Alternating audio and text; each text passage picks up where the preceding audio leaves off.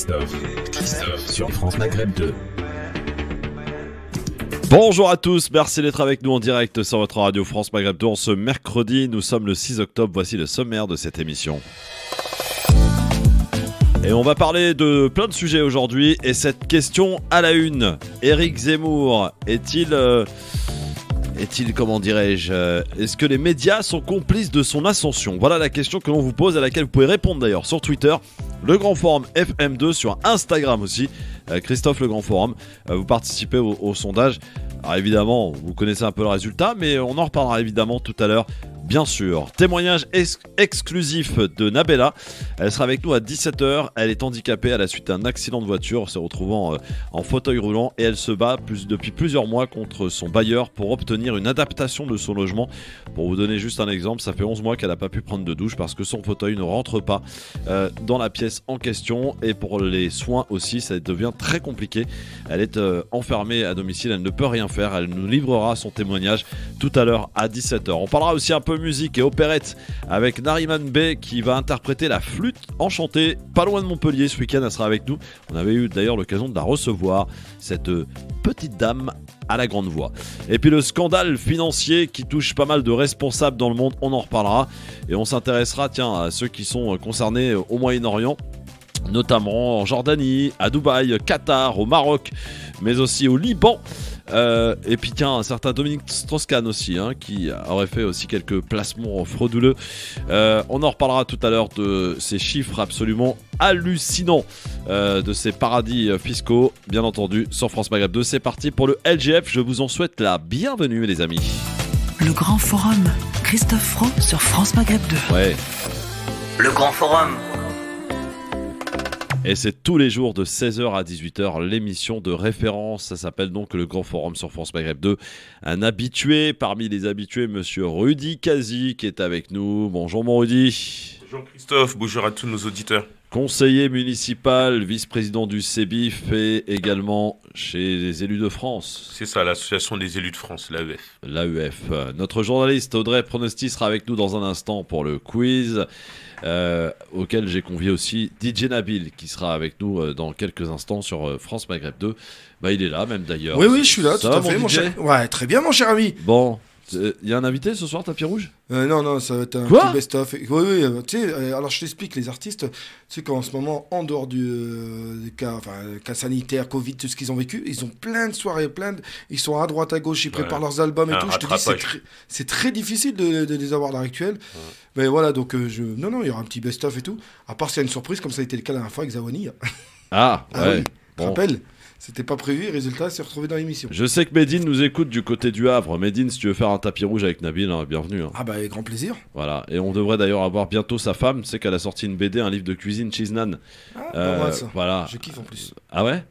Faut aller regarder les stories d'Instagram de Chiznan et de Medine, c'est un truc de fou. Écoute, il pourrait faire une série sur Netflix sans problème. Bon, alors bien écoutez, installez-vous tranquillement, c'est le Grand Forum. Voilà, on va parler de tous les sujets dans cette émission comme d'habitude. Des débats enflammés, parfois avec un Rudy Kazi qui va être en forme, d'autant plus qu'il a un marathon radio aujourd'hui. Mon Rudy. Tu sais comme j'aime peaufiner mes sujets. Oui, bien sûr, je compte sur toi évidemment. T'as les sujets de ce soir d'ailleurs? Non? Vous allez parler de quoi ce soir ailleurs là? Je viens de les recevoir, mais je les laisse à la discrétion de. Je salue notre ami Adil Farquan, que je salue, mon pote Adil, évidemment. Bon après-midi, soyez les bienvenus sur France Maghreb 2. C'est le LGF, le Grand Forum. On s'installe tranquillement, c'est l'heure du goûter. Et c'est mercredi après-midi, jour des enfants. Donc Nabil est là, tout de suite.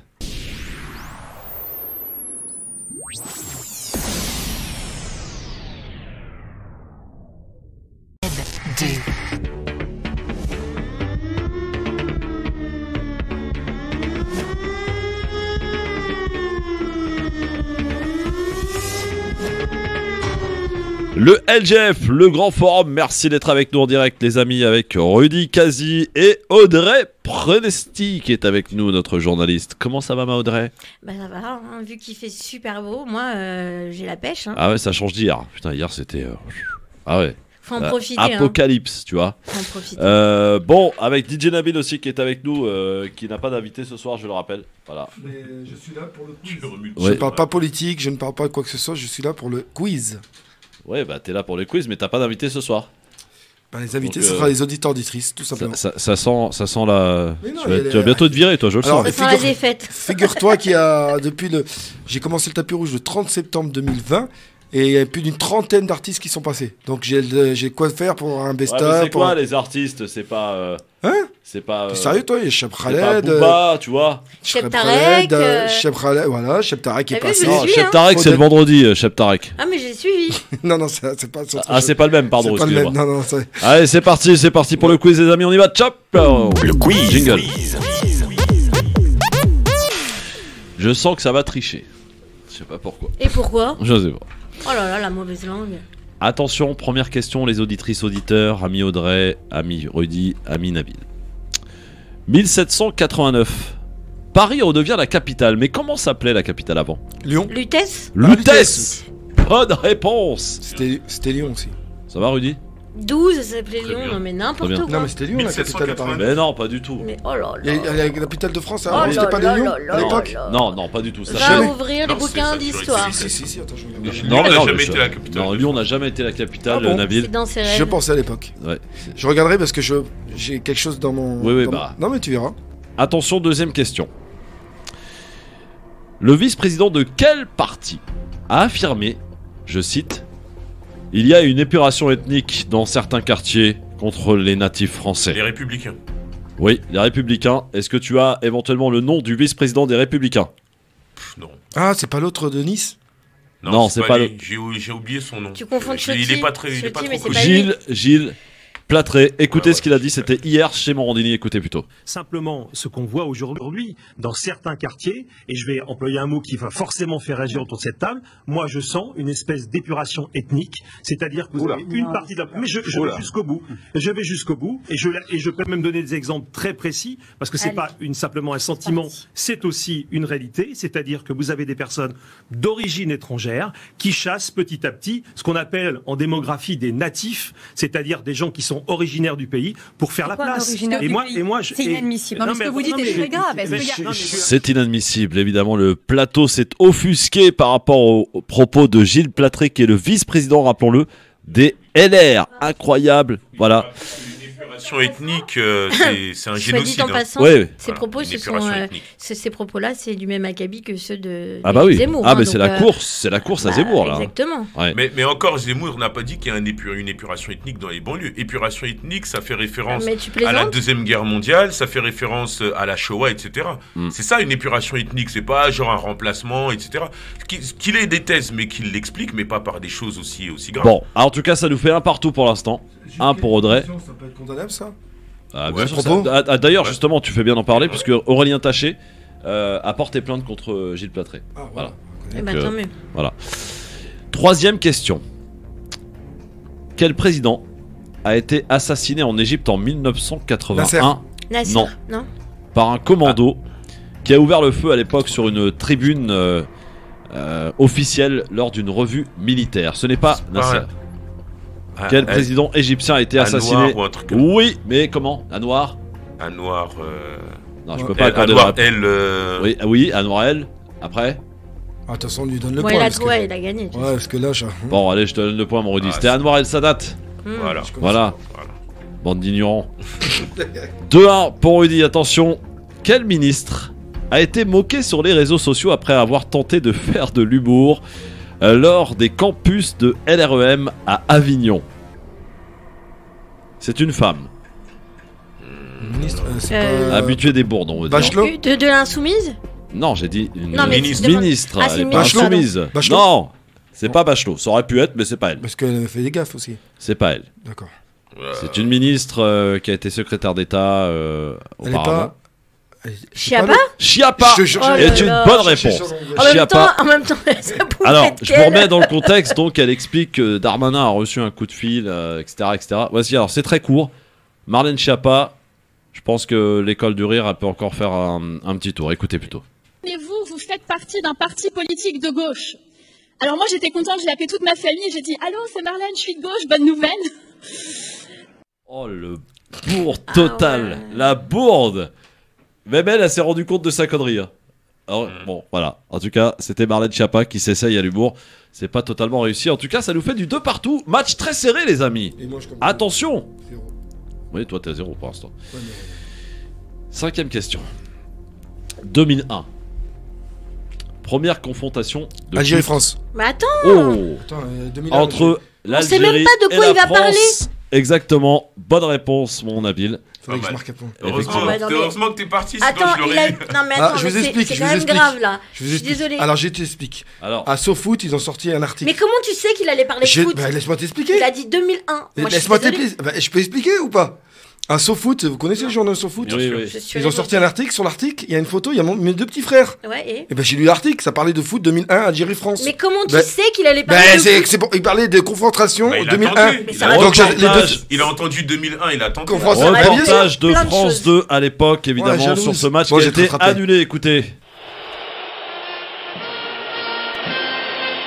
La Marseillaise sifflée. Il n'y a pas que les Bleus qui ont été choqués.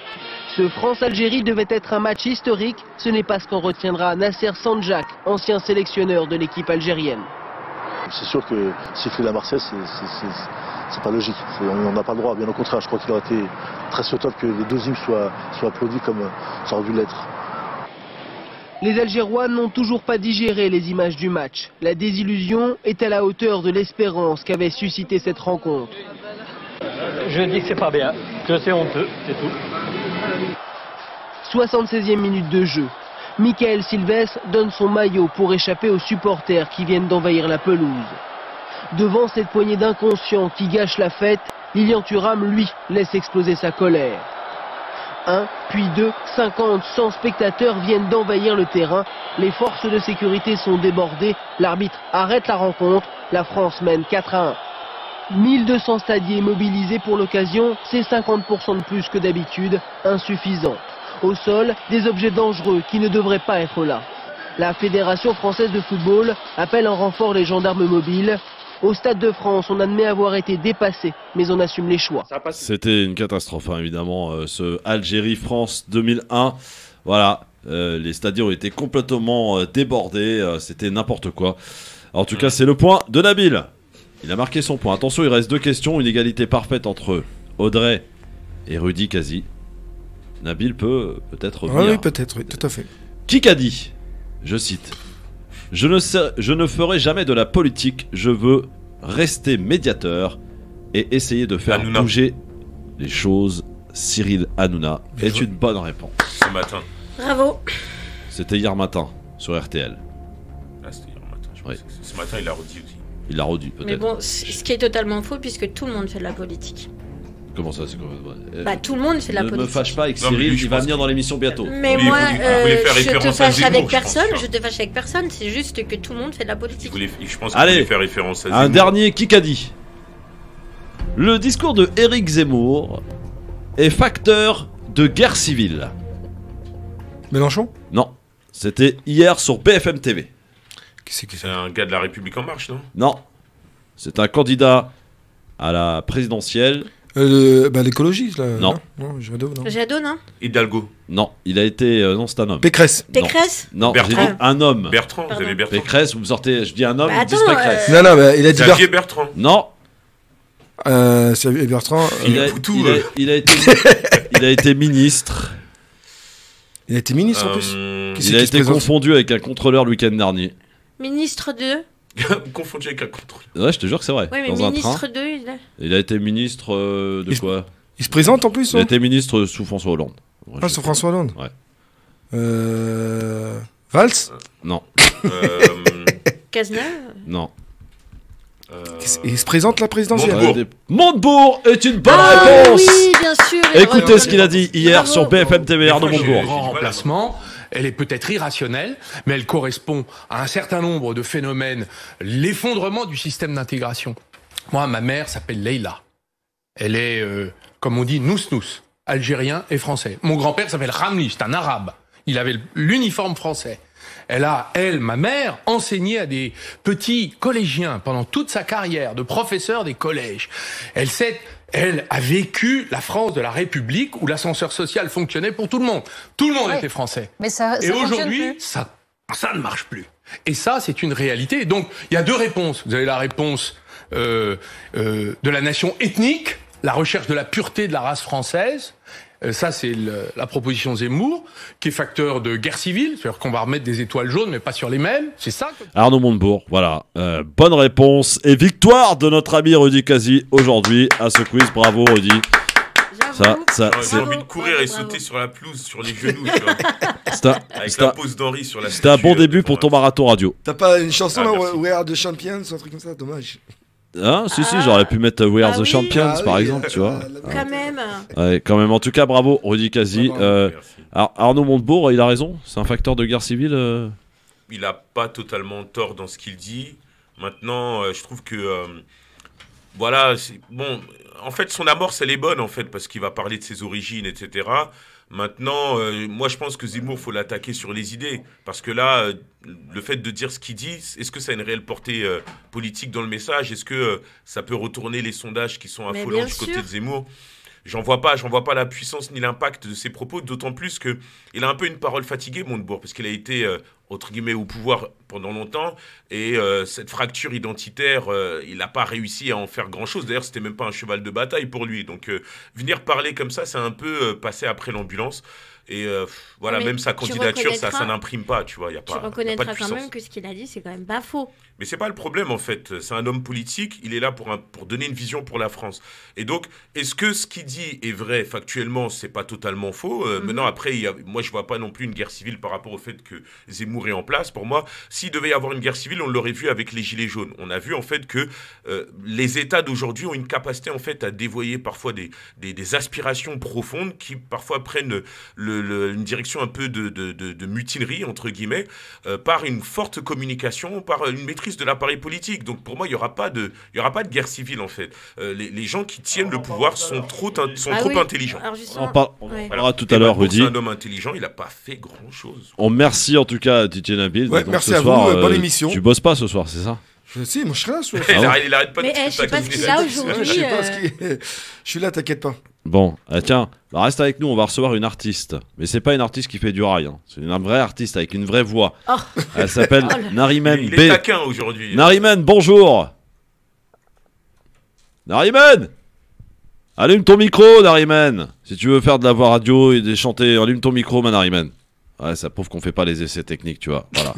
Ça sert la radio d'amateur, ça. Hein, Nariman. En plus, j'ai hâte d'entendre, moi. Bon, Nariman, on t'entend pas, Nariman. Mais elle est là. Ah, ça y est, on l'a. Bonjour, Nariman. Bonjour, Christophe. Alors, la première des choses, ma chère Nariman, faut allumer le micro, sinon c'est compliqué, tu comprends? Non, mais je l'avais allumé, mais il s'est rééteint. Bon, bonjour, Nariman. On t'avait reçu à la radio, t'étais venu en chair et en os. Oui. Vous m'avez reçu l'année dernière. T'étais magnifique, Nariman. Je dois te le dire. Voilà. Alors, Nariman, en plus, elle a une voix magnifique. Tu es chanteuse lyrique. Oui, c'est ça. D'accord, donc tu montes très très haut comme ça, tu vois. C'est ça, hein, tu montes haut. Oui, c'est ça, oui, on peut dire ça comme ça. Alors, quelles sont les nouvelles depuis qu'on s'est vu, Nariman? Qu'est-ce que tu fais? Alors, il y a plein de choses. Je sais pas si tu voulais d'abord peut-être faire intervenir Michel, comme il est à côté de moi. C'est qui, Michel? Michel Volkovitsky. Ah, bah je connais pas, moi, Michel Volkovitsky. On m'a pas prévenu, moi. Hein, il t'a pas prévenu. Et on va faire connaissance. Bah, bonjour, Michel. Comment ça va, mon Michel? Très bien, un peu fatigué parce que la production est en basson plein, mais ça va. Oh, ça sent l'accent du sud, ça. Eh ouais. Bon, alors Michel, qui est-il, Michel? Parce que voilà, c'est le metteur en scène de la flûte enchantée, donc que nous allons faire dans le cadre du festival lyrique de Pézenas Enchanté. Ouais. C'est une version que j'ai faite en français, donc c'est une adaptation en français. Normalement, c'est chanté en allemand, mais là, nous le faisons en français. Voilà, donc c'est un travail particulier et surtout avec des jeunes chanteurs qui, pour la plupart, sont en début de carrière. Donc c'est aussi une façon de leur permettre d'aborder déjà des rôles et des rôles importants. Voilà. Alors, Nariman, c'est pas début de carrière, mais elle est magnifique, hein, Michel, on est d'accord? Elle est non seulement magnifique, mais en fait, c'est une prise de rôle, car elle n'a jamais chanté le rôle de la Reine de la Nuit en scène, donc c'est une prise de rôle. T'as bien changé, Nariman, hein. Reine de la Nuit, je t'ai pas connu comme ça. Hein. Ah, mais qu'est-ce que vous voulez? On évolue. Oui, je vois que le Covid est passé par là, évidemment. On se lâche maintenant. Alors, la flûte enchantée, est-ce que vous connaissez sur le plateau, la flûte enchantée? De Mozart. De Mozart. Est-ce que Rudy, tu connais?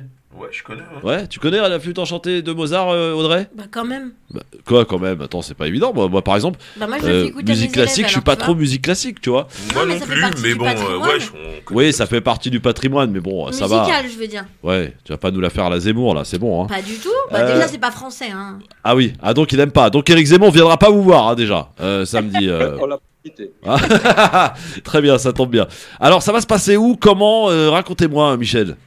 Alors, ça se passe à Pékin, c'est une très jolie ville du sud de la France, près de Béziers et Montpellier. Ouais. Et donc, c'est dans le cadre du Festival d'Art Lyrique, c'est la 15e édition. Et cette année, on m'a demandé de monter la flûte enchantée et j'ai fait une adaptation en français. Voilà. Alors, donc, on a une dizaine de chanteurs. Ouais.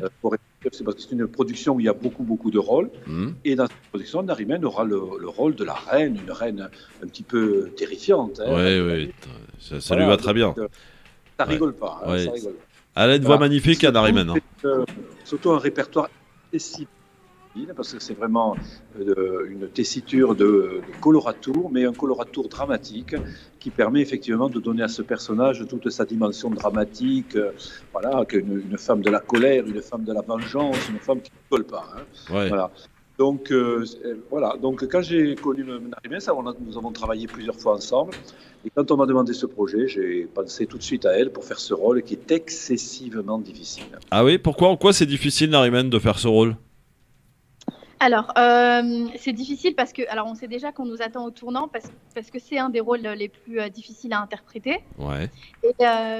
Et tout simplement parce que techniquement, il est difficile. On travaillait encore ce matin avec Michel, je lui demandais encore des conseils parce que même si je l'ai chanté plusieurs fois en récital, de l'incarner, tu vois, sur scène avec tout le contexte qui existe avant et tout ce qui vient après.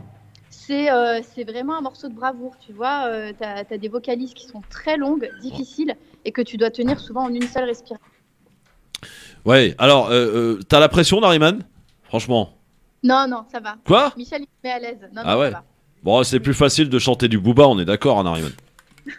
Hein? Franchement, qu'est-ce que t'es venu t'embêter à faire du lyrique, là? C'est compliqué, faut chanter juste et tout, c'est pas facile. C'est pas moi qui ai choisi, c'est ma voix qui est là. Ah oui, c'est vrai. Et en plus, elle nous avait fait une démonstration dans les studios. Les voisins s'en souviennent encore, je peux vous le dire. Mais mon chien s'en souvient. Oui. Ça donne envie d'entendre. Mon chien, vous savez, raconte cette histoire d'Narimène, c'est vrai. Hein. Oui. Tout le monde sait que j'ai un chien, il s'appelle Lupo et tout. Et quand t'as chanté, il s'est mis à... Ça l'a perturbé, hein. Tu as pété les tympans. Mais c'est normal si depuis il n'entend plus rien, il est sourd. Bah oui, mais si c'est des sons aigus, c'est normal. Ouais, les animaux, ils aiment pas les sons aigus. Voix magnifique. Animaux, on est à combien de kilomètres de Marseille, là, les amis? Parce qu'on nous écoute à Marseille, là. Combien de kilomètres? Moi, je dirais à 2 heures et demie. Bon, ça vaut le coup. En plus, c'est à 17h hein, que ça commence, c'est ça? Oui, ça commence à 20h, oui. À 20h, d'accord. Donc c'est pas 17h, c'est 20h. 17h. Ah bah 17h ou 20h, mettez-vous d'accord, hein? 17h. D'accord, donc 17h, donc ça va, samedi après-midi, on peut aller faire une petite balade là-bas, voilà, près de Montpellier, et puis on va applaudir la ravissante Narimène, donc qui sera sur scène pour la flûte enchantée. Est-ce qu'on peut éventuellement avoir un petit extrait? C'est possible ou pas? Quoi? Tu vas pas nous la faire à nous, Narimène, attention. Hein. Attends, il me faut juste la note de départ. Attends. Bah, je te mets Ré majeur, vas-y. Voilà. Ok, je vais aller dans la salle parce que ça va mieux résonner, d'accord? Ouais, déjà que ça résonne pas mal, c'est pas mal. Oui, mais ça sera mieux dans la salle. Ok, c'est toi qui vois, c'est toi l'artiste. Moi, voilà. Je fais juste un petit extrait. Ok. Un tout petit extrait, ouais. Enfer ta flamme, brûle ma poitrine.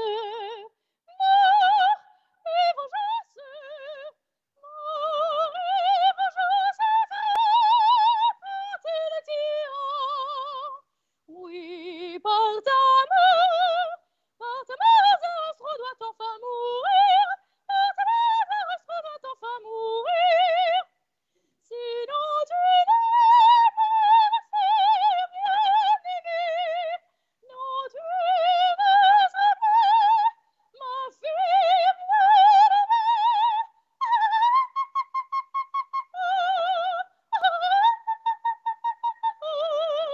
Et je m'arrête là pour vous donner du suspense. Ouais, Oh là là. c'est magnifique, hein. Magnifique. Magnifique. Bravo, Nariman. Bravo. Talent.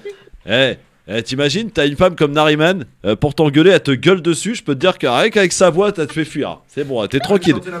Ah ouais. Ou Carmen de Bizet, oh là là, je l'imagine en train de chanter trop de morceaux. Non, c'est magnifique, Nariman. En tout cas, c'est samedi. On rappelle, c'est dans quelle ville? J'ai pas retenu, pardon. Vous savez, j'ai une mémoire de poisson, moi. À Pézenas. Pézenas. Voilà, c'est près de Montpellier, pas loin de Béziers. C'est ça, c'est à partir de 17h, donc pour l'interprétation revue et corrigée, donc en français, de la flûte enchantée. C'est magnifique, voilà. Quel temps fait-il d'ailleurs à Pézenas aujourd'hui? Super beau. Ah, Du soleil. du soleil, voilà, comme la ravissante Nariman qui sera avec vous sur scène pour la flûte enchantée. La prochaine fois, tu reviens nous voir, Nariman, hein? Avec plaisir, merci Christophe. Bah, bon spectacle, merci beaucoup, Michel. Merci, à bientôt. À bientôt, merci, voilà. Ah, ça fait du bien. Si vous n'êtes pas nettoyé les oreilles ce matin, voilà. Pas besoin de coton-tige, hein. Tout va bien. Voilà, vous avez bien décapé les oreilles là pour le coup. C'est dommage qu'elle se soit arrêtée au meilleur moment. Ah bah oui, mais c'est fait exprès, t'as vu. Mais c'est super dur ce qu'elle fait. Hein. Les gens ils se rendent pas compte. Hein. Ah bah, et puis à chaud aussi, enfin à froid plutôt. À froid, ouais. Effectivement, elle a eu raison de se préserver un petit peu, on va dire. J'aime bien prendre des gens à froid. Allez, tout de suite, c'est le plus du LGF sur France Magazine 2. Le plus du LGF avec un ministre de la Justice qui était invité de BFM TV hier soir.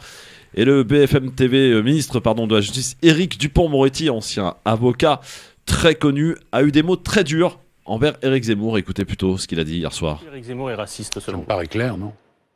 Raciste, négationniste, condamné par la justice de notre pays pour des faits d'incitation à la haine raciale. Qu'est-ce que vous voulez de plus?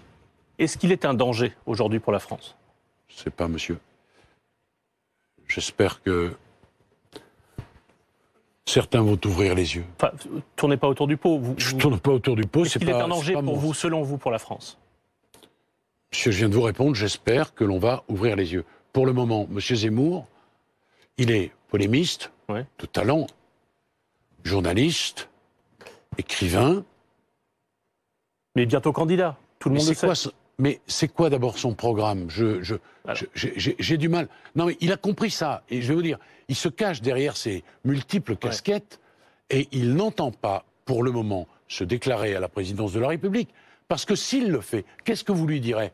Quel est votre programme? Voilà. On a déjà posé la question. Simplement, je précise que le CSA le considère clairement comme un acteur de la vie politique, clairement comme un homme politique. Oui, mais il ne s'est toujours pas déclaré à l'élection présidentielle. Voilà, Éric Dupond-Moretti, ministre de la Justice, qui a eu des mots très durs envers Éric Zemmour.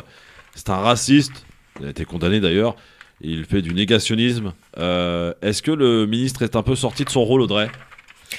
Je ne pense pas, dès lors qu'il a été condamné et que... il n'en fait pas cas, et puis il continue sa carrière normalement, il continue à s'exprimer normalement, il n'a pas changé de discours, et autant, si ça avait été un autre sujet, j'aurais pu éventuellement dire que c'était le cas.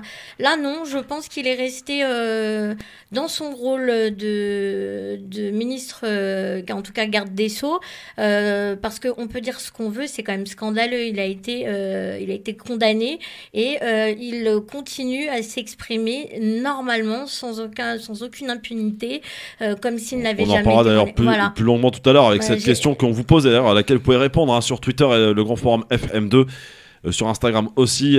Est-ce que les médias sont complices de l'ascension de Éric Zemmour? C'est la question qu'on se pose vraiment, parce qu'on le voit, et tu as raison Audrey de le dire, partout, on se l'arrache sur tous les plateaux, et pourtant on dit de lui qu'il est dangereux, etc. C'est un gage d'audimat alors. Clairement, Rudy, il y a 15 jours, on aurait dit Éric Zemmour au deuxième tour, c'est une blague. Là aujourd'hui, attention, on peut commencer à l'envisager. Ouais. Non, mais carrément. Bah oui, pourquoi? Parce que il est en train de rassembler d'attirer la droite vers lui. Ils courent tous après ces propositions, Une ces certaine histoires droite. ouais, mais peu importe, c'est pareil. Bah non, pas peu importe. Si, grosso modo, toute la droite, parce que tous les candidats de droite, par exemple sur l'immigration, ils commencent à parler de référendum, etc. Tous. Donc, Oui, mais moi, ce que je vois, droite... donc moi, ce que je vois, c'est qu'effectivement, il y a une possibilité, pour répondre à ta question, qui se retrouve au second tour, parce que dans les sondages, il est en train d'imprimer un certain rythme, etc. Et on sent même que la campagne, en tout cas sur les questions régaliennes, les questions qui tournent autour des sujets préférentiels de la droite, entre guillemets, tournent autour de... Enfin, attendent un petit peu comme un prêtre à l'église ou un imam dans sa mosquée, d'entendre en fait ce qu'il a à dire, quoi. C'est ça, en fait, qui est assez particulier. Donc, du coup, on peut penser qu'il peut arriver au second tour, et là effectivement, c'est là que ça peut basculer. Parce que ce qui fait la décision pour l'élection présidentielle, c'est vraiment le débat d'entre-deux tours. Et Zemmour face à Macron dans le débat d'entre-deux tours, c'est pas Marine Le Pen face à Macron dans le débat d'entre-deux tours. On en parlera tout à l'heure. Moi, je le trouve particulièrement mauvais. Excuse-moi. À part son sujet d'émigration, à part des citations pour nous faire croire qu'il connaît quelques auteurs, et etc. En dehors de ça, excuse-moi, il n'y a pas de proposition, il n'y a rien. Il n'est pas mauvais.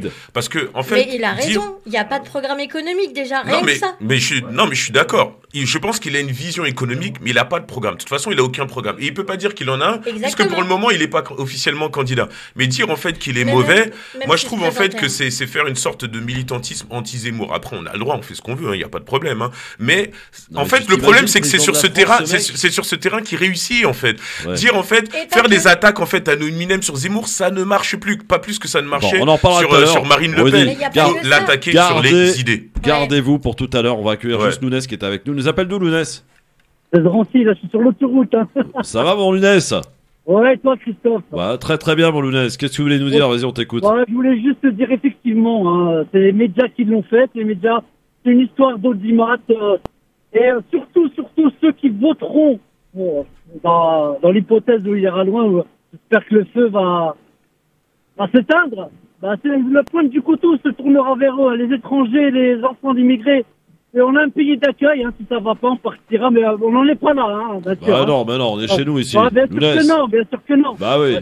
C'est de l'utopie, hein, mais soi-disant qu'on est en train de monter un film et que le film, ce soit l'acteur principal, monsieur Zemmour. Quand je dis monsieur, je devrais même pas. Ceux qui envisageront de continuer à le soutenir et soit en disant et en imaginant un instant, mais j'imagine pas du tout, hein, ça fait parler, c'est médiatique, qui passe et qui soit le président de la République, et ben c'est ceux qui auront voté pour lui. La France va très très mal déjà. Ouais, c'est clair. La France va très mal, mon Lunès. Très mal. Bon, rappelle-nous tout à l'heure. Des gens intelligents comme nous tous, hein, ceux qui écoutent la radio France Maghreb 2. Exact. Il y en a d'autres, hein. Ouais. Non, il n'y en a pas, il n'y a que nous. Il y a que nous.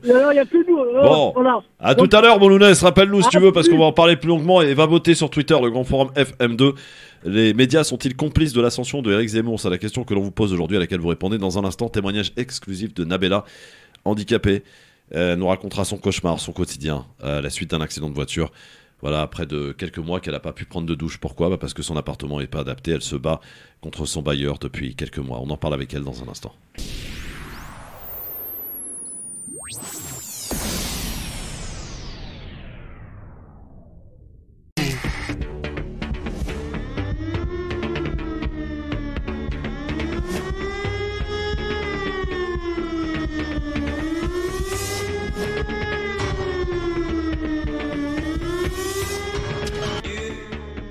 Christophe sur France Maghreb 2.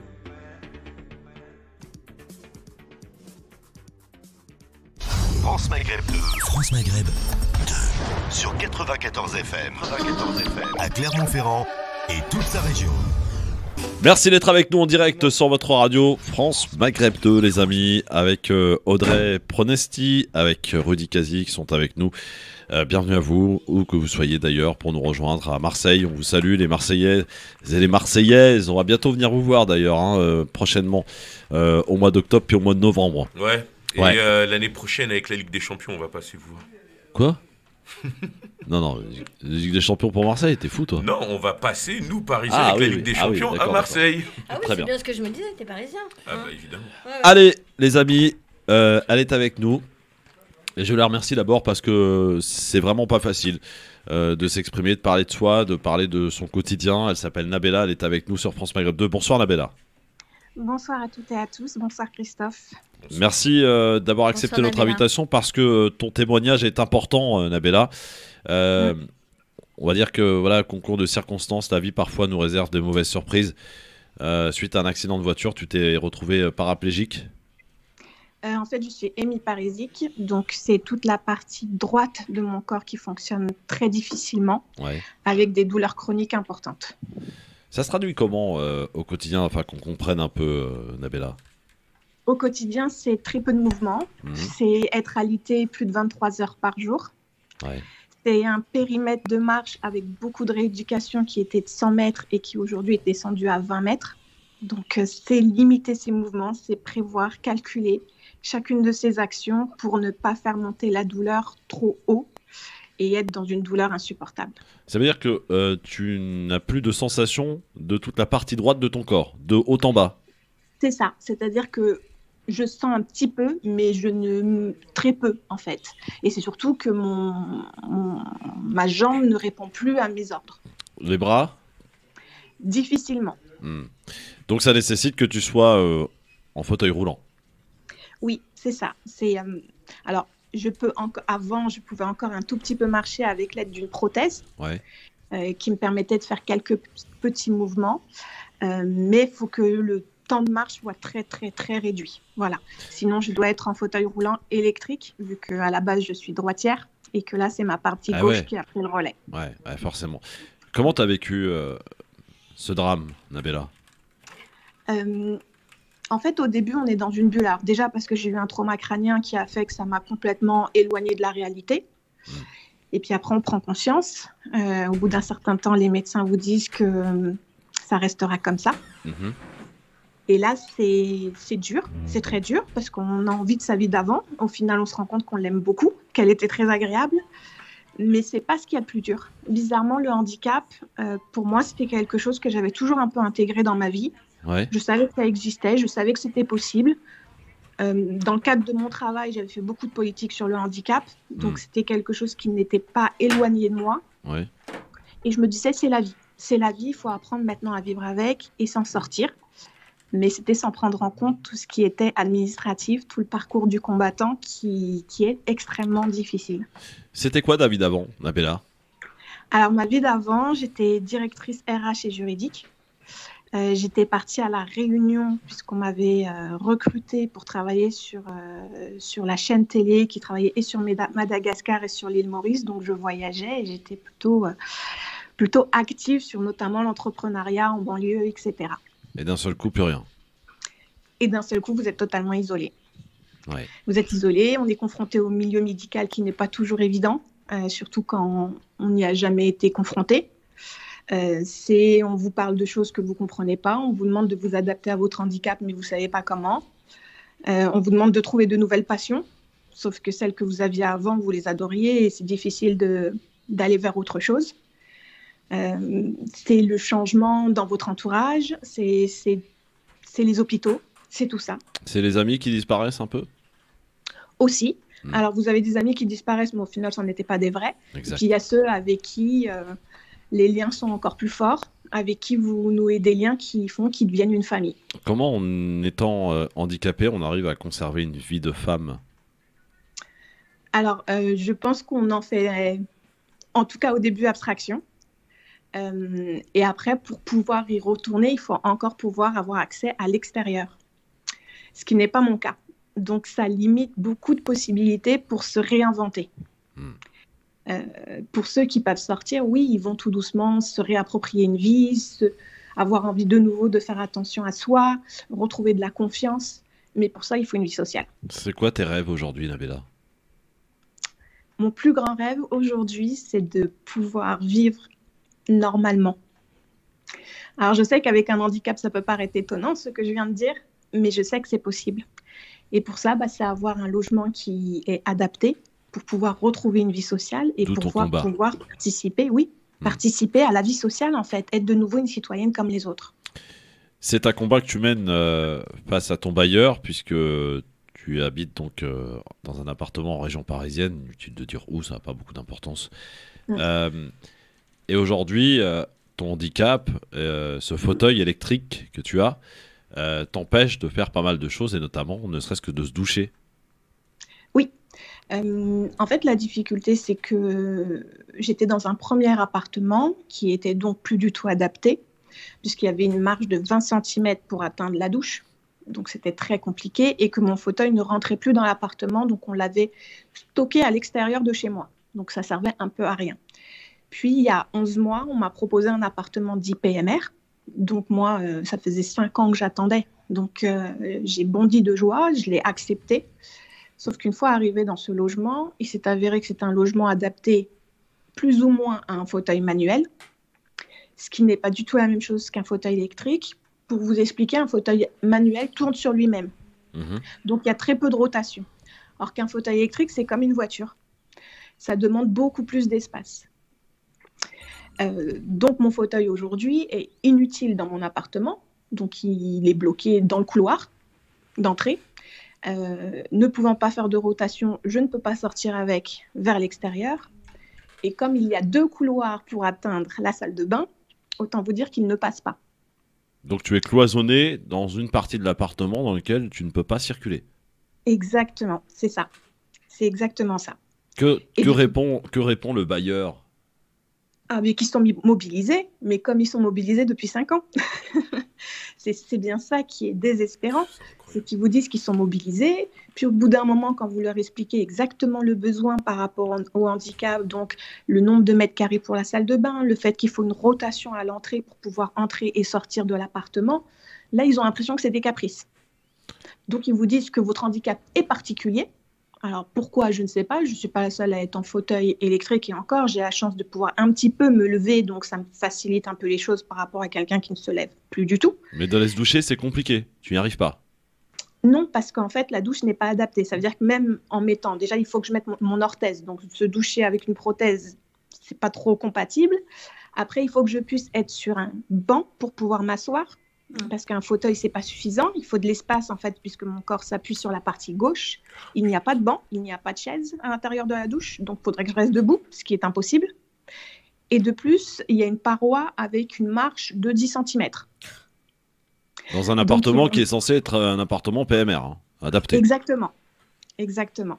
Donc, même si on arrivait à me doucher, au bout d'un moment, la sortie de douche... ça voudrait dire qu'il faudrait que je marche limite sur une jambe, que je me lance sur mon lit pour pouvoir ne pas tomber. C'est absurde. Comment tu fais aujourd'hui pour te laver? Parce qu'évidemment, il faut te laver, c'est important. Alors, c'est des trucs basiques pour nous. Hein. Vous voyez, oui. On écoute la radio, là, on se dit, mais attendez, on parle de quelque chose qui est basique. Mais sauf que Nabella est en fauteuil roulant. Oui. Voilà. Et dans un appartement qui est censé être adapté, dans lequel elle ne peut pas prendre sa douche. Exactement. Et très honnêtement, je ne pensais pas que c'était possible dans des conditions qui ne sont pas liées à des conditions financières. Le problème n'est pas financier, il est réellement lié à mon handicap. Donc aujourd'hui, je fonctionne un peu comme à l'ancienne, c'est-à-dire qu'on se toilette au lavabo. Et ils ont eu la bonté, puisqu'ils me le rappellent à chaque fois, d'installer une douchette au niveau des toilettes. Oh, c'est élégant. Oui, c'est très élégant. C'est très élégant, oui. Ouais. Merci à eux, bravo. Voilà. Et donc, ils le rappellent à chaque fois en disant « mais on a fait des travaux, on ne comprend pas ». Donc, c'est assez choquant. Et moi, à leur place, je me ferais discret sur ce sujet. Mais bon, ils ont l'air d'être assez contents d'eux. Donc, voilà où on en est. Oui.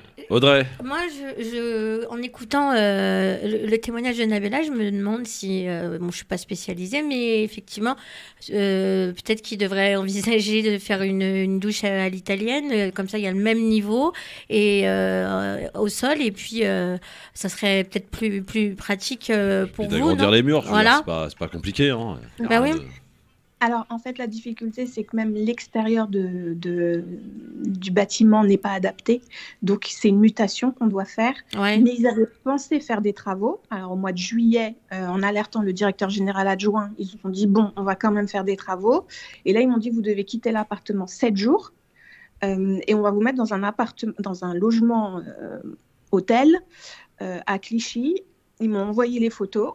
Et en fait, la chambre n'est pas adaptée. Et il faut rappeler que vous êtes seule. Et que je suis seule et que c'était un endroit pas très sécurisé et que très honnêtement, le fauteuil ne rentrait pas dans la chambre. Donc c'était complètement... Leur proposition était absurde. De toute façon, il faut qu'on fasse une mutation et il n'y a pas d'autre choix puisque oui, je ne peux pas me doucher, mais je ne peux plus faire mes soins. Oui, ça et aussi. Moi, voilà. Et là, en fait, tout mon périmètre de marche qu'on a mis 3 ans à essayer de récupérer, on a tout perdu. Mon état musculaire est catastrophique. Je suis de plus en plus alitée. J'ai fait 8 chutes. Il y a un moment où je ne sais pas ce qu'ils attendent, mais il faut une mutation d'urgence. Oui. Quand j'entends ça, quand on entend ton témoignage, on n'a pas l'impression d'être dans un pays qui s'appelle la France. Non, non. C'est pour ça que je disais que j'étais choquée parce que je ne pensais pas que c'était comme ça pour le handicap. Je ne pensais pas que, parce que j'ai alerté le maire, j'ai alerté la députée et à chaque fois on me répond oui, mais il n'y a pas de suivi de la population dite handicapée. Donc on ne sait pas qui a besoin de logement et au moment où on a un logement PMR, souvent on le donne à une personne valide. C'est quand même juste hallucinant qu'on n'ait pas de process lié aux situations de personnes en handicap. Alors, je sais que ça n'a rien à voir, mais je pousse un coup de gueule aussi contre celles et ceux qui sont en voiture et qui se permettent de se garer sur des places handicapées. Oui. Franchement, c'est un scandale parce qu'ils tournent dans un parking le samedi après-midi, ils sont énervés, ils prennent la place handicapée. Sauf que si vous voulez prendre des places handicapées, vous prenez le handicap qui va avec. Je suis d'accord. C'est juste pas normal, quoi. Je veux dire, ça s'appelle le respect.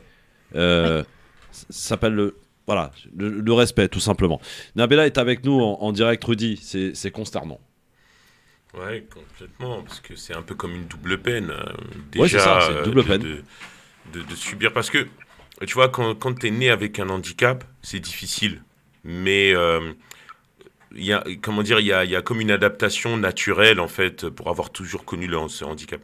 Quand tu subis, en fait, un accident, en fait, il y a une grande frustration, il y a un sentiment d'injustice, déjà, de vivre, en fait, quelque chose de limite d'irréversible, et qui bouscule ta vie, en fait, qui change tes repères, etc.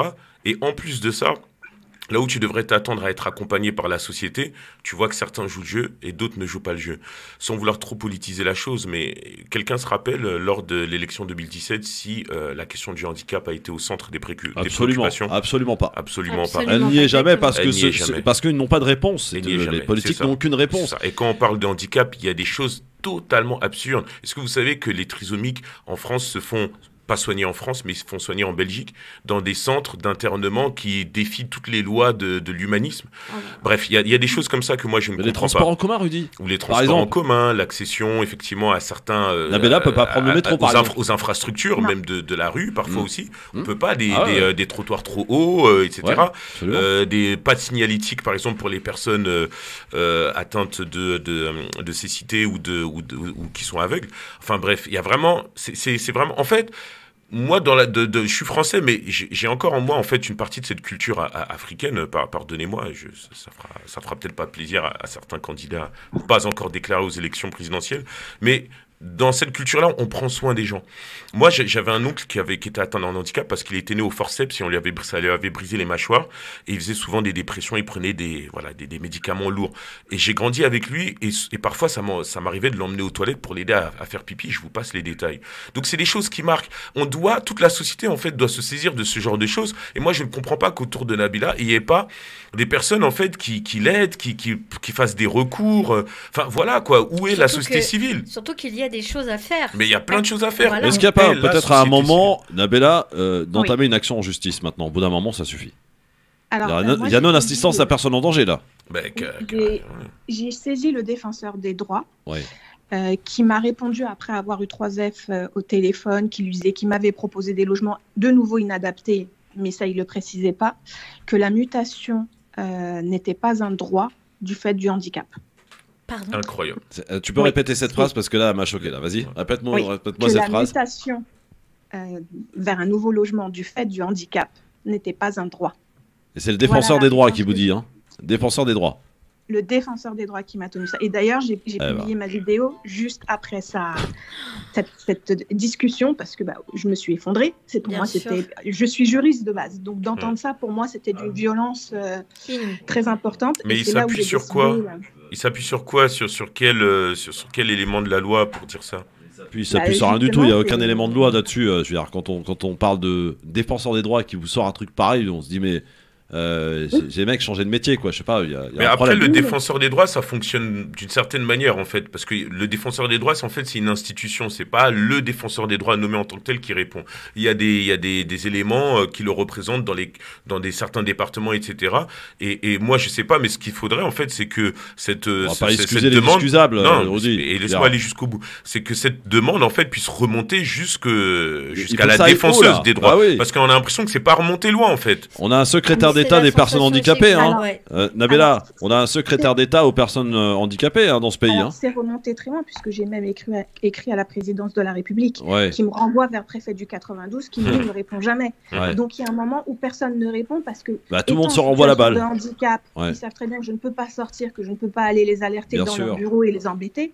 Donc ils vous laissent un peu comme ça. Et le fait d'être en situation de handicap, on est insensibilisé. Il faut savoir que mon bailleur 3F m'a proposé de me mettre dans une maison médicalisée. Ce qui, déjà, il faut normalement être totalement dépendant d'une tierce personne, ce que je ne suis pas. Je paye un loyer et derrière, ils attendaient que la sécurité paye ma place. Et puis Nabila, on se dit finalement, tu es chez toi, tu feras pas beaucoup de bruit. Eh ben, il faut que tu fasses du bruit, justement. Ton passage à la radio aujourd'hui est une première chose. Sur les réseaux sociaux, il faut continuer. Voilà, il faut emmerder. C'est comme ça que ça marche, Nabila. On a Mohamed qui écoute la radio, là, qui est peut-être sensibilisé par ce qu'il vient d'entendre. Salut, Mohamed. Ouais, salut Christophe. Bonjour Nabila. Bonjour à tous. Bonjour. Bonjour. Et je suis vraiment touché par votre cas, parce que j'ai pas les mots. Comment peut-on laisser des gens en détresse comme ça et dans une galère comme pas possible. J'ai pas les mots. Et ce système d'attribution en France des logements, et en fait, vous parlez tout à l'heure de défenseur des droits, et le problème ne vient pas de là. Le problème vient d'encore plus haut. Le problème vient du ministère du Logement. Comment sont faites les attributions, dans quelle base, que le problème vient de là. C'est les attributions, pour qui, comment et pourquoi. Voilà. Vraiment, laisser les gens comme ça, dans une détresse, comme sans nom, j'ai pas les mots, vraiment, quand j'entends des trucs comme ça en France, c'est vive la solidarité des Africains au pays, au bled. Il y a des choses dont on devrait pouvoir s'inspirer, ça c'est sûr. Oui, au niveau tout ce qui est solidarité, là on est loin en France. Ça c'est vraiment... Mais vraiment, bon courage Nabila. En tout cas, merci beaucoup. Elle a la pêche, Nabila, et elle garde le moral. C'est ça qui est extraordinaire, et c'est plein d'amour qu'on t'envoie, ma Nabila, parce que on a envie que tu te sentes bien, que courage. que tu puisses vivre comme tout le monde, avec ton handicap, avec ta différence. Je sais que voilà, on parle beaucoup du racisme.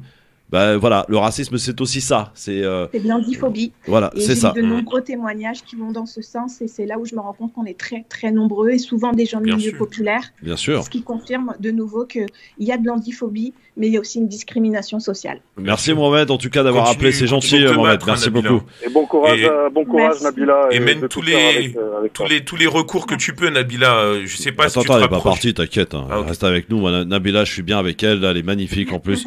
Elle est avec nous sur France Maghreb 2. Elle nous raconte sa galère, son cauchemar. C'est un véritable cauchemar. Pas pouvoir prendre de douche, pas pouvoir circuler librement dans son appartement.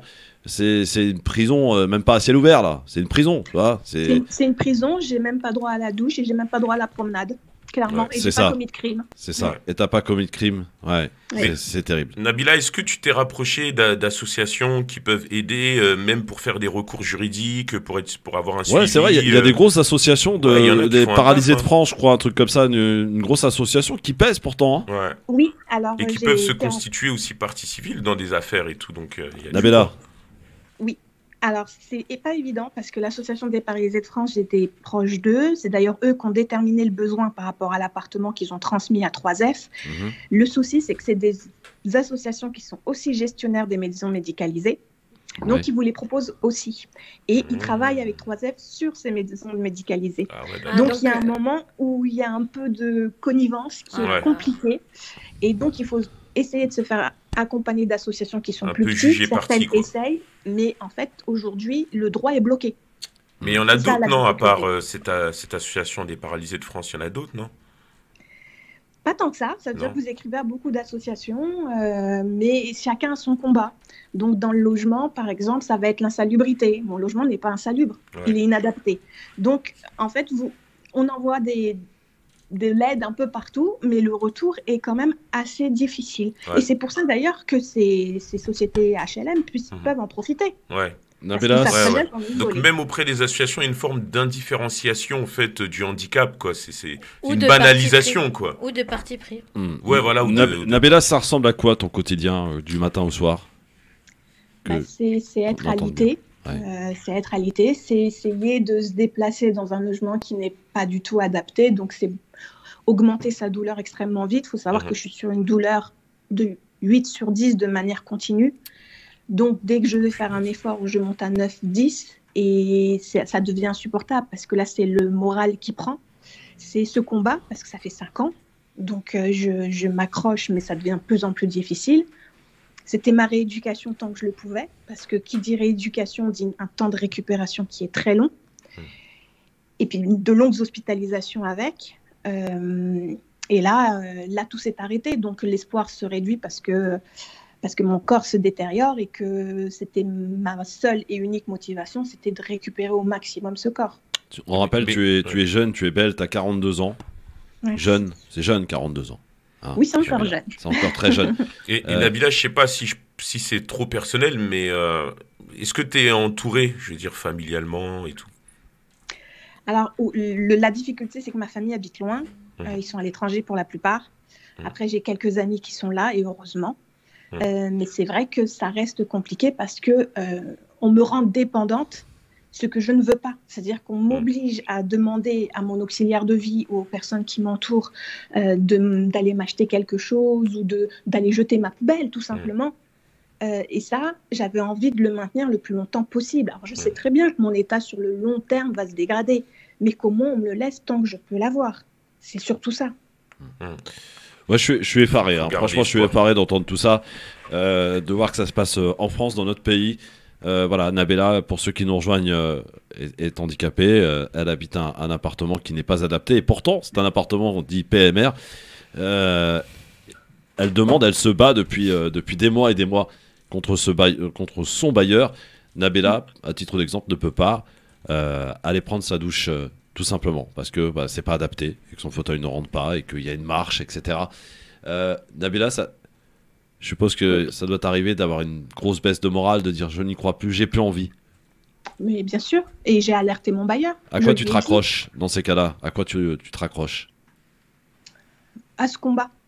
Parce que je sais très bien qu'il y a beaucoup de personnes en situation de handicap de naissance qui n'ont pas pu faire de longues études justement parce que rien ne leur était accessible, que beaucoup n'osent pas prendre la parole aussi par timidité ou parce qu'ils n'osent pas ou parce qu'ils ne connaissent pas les réseaux. Je me dis que moi j'ai cette possibilité-là et que si je peux faire ce combat, au moins pour ceux qui seront là après ou pour les plus jeunes, je le ferai jusqu'au bout. Nabila, tes réseaux sociaux pour que ceux qui nous écoutent là viennent te soutenir. Par contre, s'il vous plaît, hein, la pitié, on s'en fout. Hein. Franchement, vous la gardez pour vous. On n'a rien à foutre de la pitié. Voilà, on est clair là, Nabila. Hein. Oui, c'est pas de la pitié, c'est un combat, faut avancer. Et c'est juste ça, en fait. Si j'étais pas dans cette situation, tout se passerait bien dans ma vie. Voilà. Le handicap n'est pas le problème en lui-même. Alors, je le vis bien. Tes réseaux sociaux, Nabila. En tapant Nabila sur Twitter ou sur Instagram, on me trouve tout de suite. Bon, et j'espère que vous allez lui apporter de l'amour, beaucoup d'amour pour Nabila, du soutien, faire du buzz, relayer. Oui, Nabila, c'est ce que j'ai dit. Parce que ça peut taper dans l'œil de personnes qui peuvent non, mais il faut relayer, il faut partager ce qu'elle fait. Et vraiment, je t'invite à continuer les vidéos, c'est très bien, Nabila. D'accord. Parce que ça sensibilise, même si c'est pas toujours évident, on n'a peut-être pas envie de se montrer dans un état comme le tien. Je le comprends, mais c'est important pour faire avancer le combat et j'espère que ça va porter ses fruits. J'espère que ce passage ici à France Maghreb 2 est très écouté, donc normalement ça devrait bouger, du moins je l'espère. Je t'embrasse très fort, Nabila, je te souhaite beaucoup de courage et on t'envoie. Je vous remercier tous les trois et Audrey parce que voilà, vous m'avez permis d'être entendue et c'était important que ça puisse se faire et qu'on entende ce qui se passe réellement aujourd'hui en France. On se tient au courant, t'es à la Beaucoup de maison courage. ici. Voilà, Il tu vois, faut rien lâcher. il faut rien lâcher et on t'envoie plein d'amour, Manabella. Merci beaucoup. Merci À très bientôt. et courage, bats-toi, ne lâche rien. Voilà. Je ne lâcherai rien. Exact. Et on compte sur toi. Merci beaucoup, Nabella. Bon, allez, maintenant pub. Hein. Si vous voulez que je vous dise, on fait rentrer de l'argent après tout ça. Restez avec nous sur France Maghreb 2. Dans un instant, on va parler de toute autre chose. C'est peut-être un peu lié d'ailleurs. Les salopards qui se font du fric dans le monde. Vous savez, ce scandale des paradis fiscaux. Voilà. Et on va parler aussi de Zemmour qui, au lieu de parler d'immigration et d'islam à longueur de journée, ferait mieux de parler du cas de Nabella. Mais c'est trop compliqué pour lui parce qu'il n'y connaît rien. Exactement. Il est peut-être un peu handicapé d'ailleurs du cerveau, lui. Hein, tout de suite.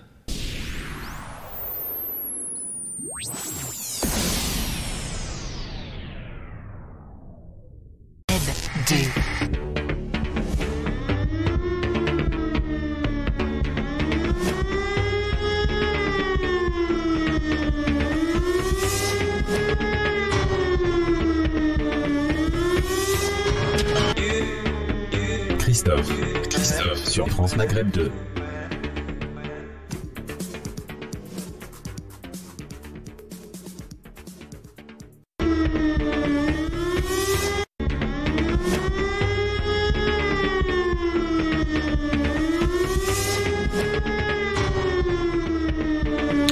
Le grand forum sur France Maghreb 2, l'émission de la vie, l'émission de la réalité, les amis. On était en pleine réalité avec le témoignage de Nabella que vous pourrez réécouter bien sûr ce soir dans la rediff. Et puis on vous invite vraiment à se rapprocher de ces réseaux sociaux, sur Twitter, sur Instagram. Et voilà, vous allez encourager Nabella et puis surtout relayer, partager ses publications. Et aussi, n'hésitez pas, sur Twitter, on peut le faire, on alerte les ministères en question. Voilà. Donc, je sais qu'il y a des auditeurs qui souhaitent intervenir, donc on va les prendre en direct, notamment un monsieur qui ne souhaite pas donner son prénom, et il a le droit. Allô, bonjour. Allô? Oui, bonjour, cher monsieur, quel est votre prénom? Ah bah non, oui. Non, mais tu voulais pas donner ton prénom, pardon. Alors, vas-y, on t'écoute. T'as écouté le message de Nabella? Moi, je vous téléphonais, c'est que je voulais intervenir par rapport à la jeune femme qui est passée avant moi. Oui. Pour lui dire qu'il y a beaucoup de logements chez 3F handicapés. Oui, bah ça, et on le les sait. attribue à des gens qui sont pas handicapés. C'est ce qu'elle a dit tout à l'heure, oui, elle l'a dit tout à l'heure. Voilà. Ouais. Mais il y a beaucoup de logements qui sont. Hein.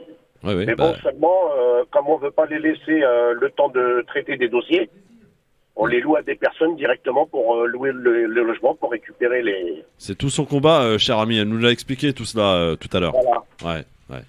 Merci, Voilà. merci de l'info, mon Et ami. je voulais savoir, elle est sur quel département? 92. D'accord, non, mais dans le 92, il y en a bien, dans le 93, dans le 95. Oui, pour l'instant, elle est dans le 92. Voilà. On est des prestataires, on les fait les logements. Hein. Pourquoi vous travaillez, vous travaillez chez 3F? Est-ce que vous travaillez chez 3F? Non, je travaille pas chez 3F, mais on est prestataire pour eux. D'accord, vous leur direz que c'est des salopards de ma part. Comment, excusez-moi? J'ai dit, vous leur direz que ce sont des salopards de ma part.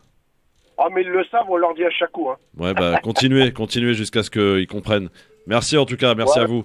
01 40 33 9000, Salim est avec nous de l'Essonne. Salut mon Salim. Oui, bonjour à tous. Bonjour à Nabilla. En fait, juste Christophe, juste une parenthèse, tu parlais des cartes handicapées pour le stationnement. Ouais. Faut savoir qu'il y a même des gens qui font des fausses cartes de Absolument, stationnement. tout à fait. Ouais. Donc ça c'est une petite parenthèse. Et je voulais savoir, Nabilla, comment vit votre famille votre situation? Elle est partie là, donc mais elle a répondu tout à l'heure. Voilà, c'est un peu compliqué parce que la plupart de sa famille, nous disait-elle, vit à l'étranger, donc c'est compliqué. Elle a des vrais amis autour d'elle, des vrais. C'est dans ces moments-là d'ailleurs qu'on a des vrais amis. C'est vrai que une fois que t'es handicapé, c'est fini quoi. Non, c'est pas fini, non. Au contraire, non, je veux dire, sincèrement, elle nous a donné tous une leçon de vie là, pour le coup. Elle nous a tous donné une leçon de vie là. Nabella, elle est alitée, elle peut rien faire et elle est bien plus courageuse que nous tous là réunis. Tu vois, parce qu'on nous a donné tous une leçon de vie. On a tendance à se plaindre, et ça c'est vrai que. Mais ouais, non, mais faut arrêter. Voilà, faut arrêter. Ouais. Merci mon Salim, salut à toi. 01 40 33 9000. On va suivre le dossier, Audrey. Oui. On va suivre le dossier parce que c'est important et parce que voilà, il faut qu'on trouve une solution pour Nabella. C'est pas possible que ça soit autrement.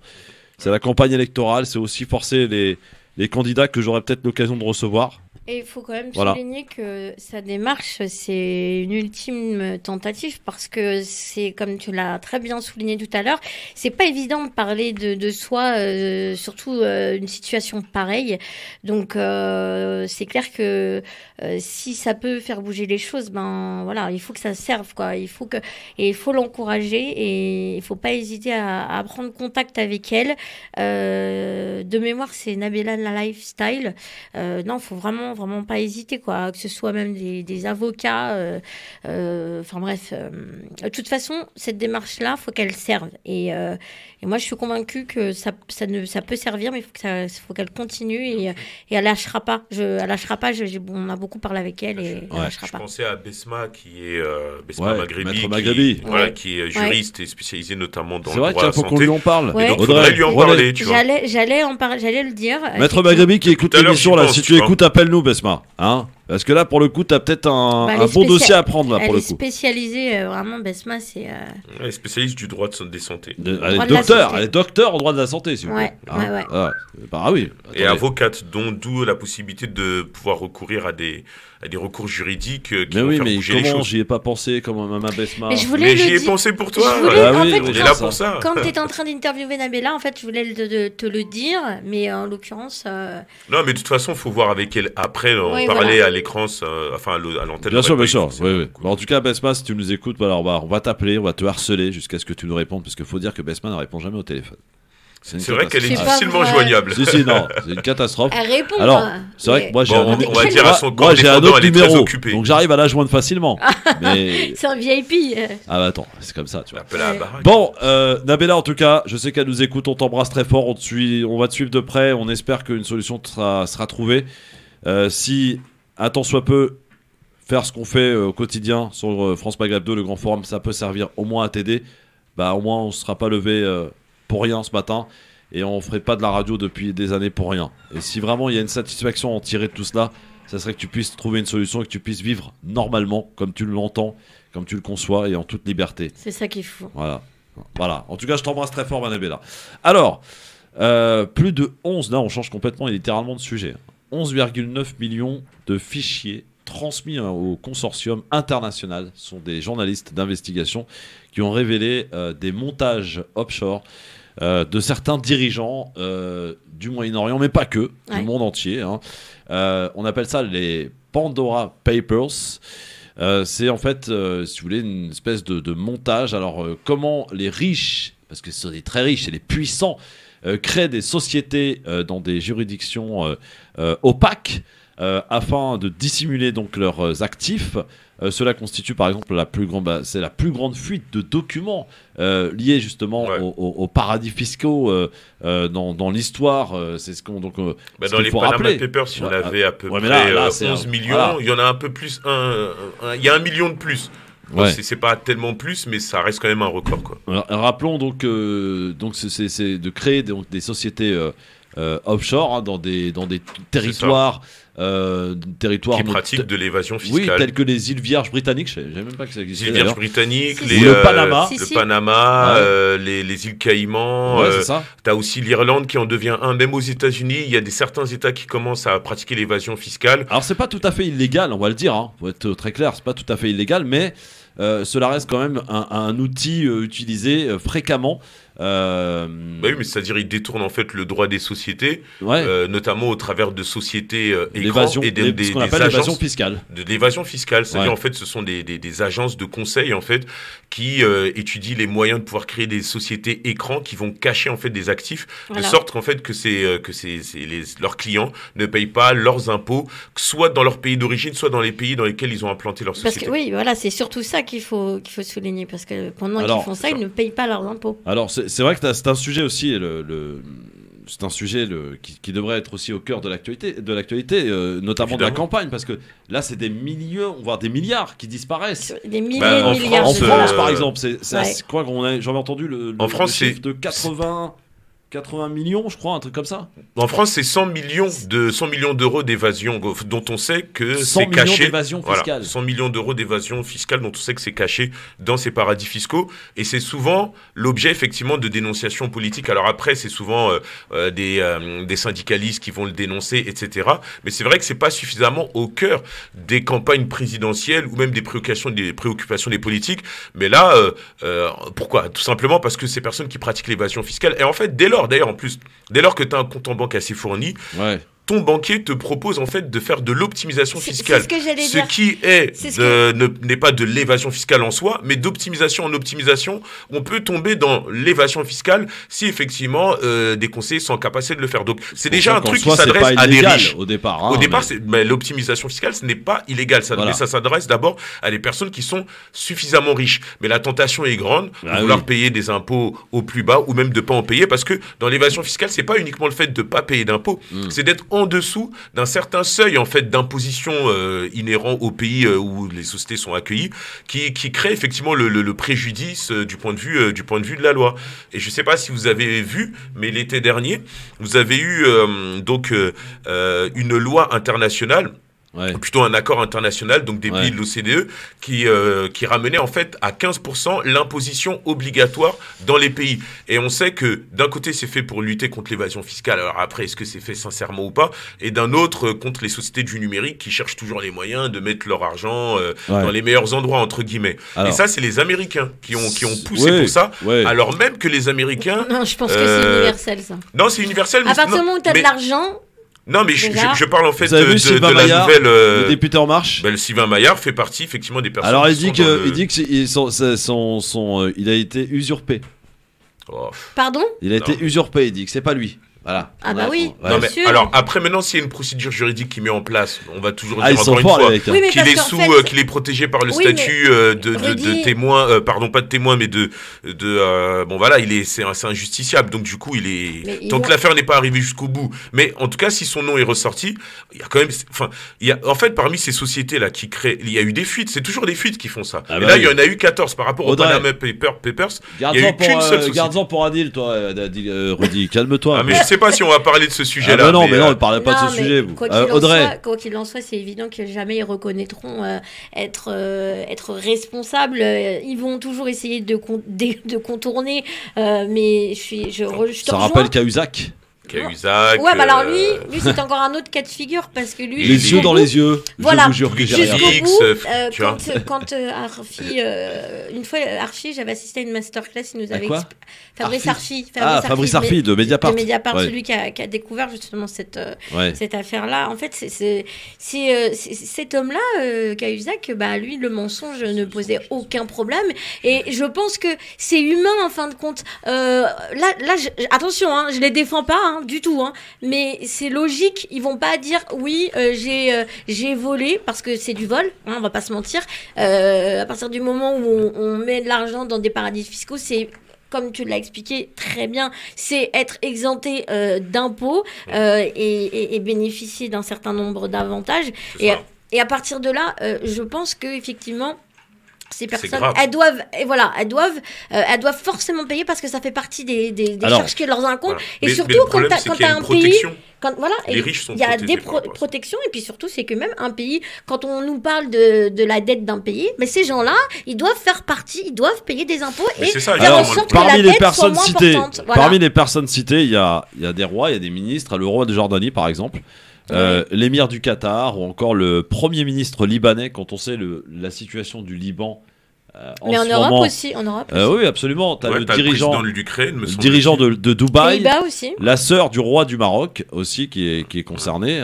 Donc, je crois que tu as un politique aussi au Danemark aussi. Enfin, y a énormément de monde. La sœur du roi, par exemple, c'est celle qui dirige notamment la fondation Mohamed VI pour la protection de l'environnement. Elle aurait utilisé en fait une société donc pour acquérir une maison au Royaume-Uni, donc d'une valeur, écoutez bien, Ça fait rêver, hein, tout ça, ces chiffres, absolument. De 5 millions, bon, c'est pas grand-chose, hein, je dirais. 5 millions, ça va encore.